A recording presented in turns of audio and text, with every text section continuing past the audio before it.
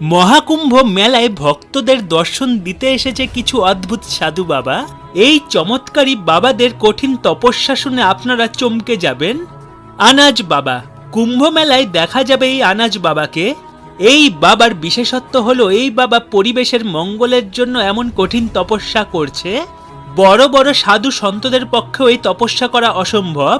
আসলে এই আনাজ বাবা 5 বছর ধরে তার মাথায় অনেক রকমের ফসল চাষ করছে। আনাজ বাবার মাথায় বাজরা, গম আর চানার মতন আরো অনেক ফসল চাষ করে আসছে।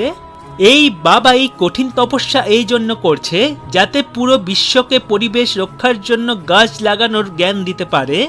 তো বন্ধুরা, পরের সাধু বাবাকে দেখার আগে আপনাদের কাছে অনুরোধ, কমেন্টে হর হর মহাদেব অবশ্যই লিখে যাবেন। ছোট্টু বাবা, কুম্ভতে অংশগ্রহণ করা এই ছোট্টু বাবা, যার উচ্চতা 3 ফিটেরও কম, এই জন্য এই বাবাকে ছোট্টু বাবা বলা হয়। এই বাবা 32 বছর ধরে স্নান করেনি। ছোট্টু বাবা সারা জীবন স্নান না করে তপস্যা করে আসছে। ছোট্টু বাবার এই কঠিন তপস্যা দেখে সবাই চমকে যায়। অবাক করা কথা হলো 32 বছর ধরে স্নান না করার পরেও ছোট্টু বাবা এত পরিষ্কার, যাকে দেখে কেউ বুঝতে পারে না যে এই বাবা 32 বছর ধরে স্নান করেনি।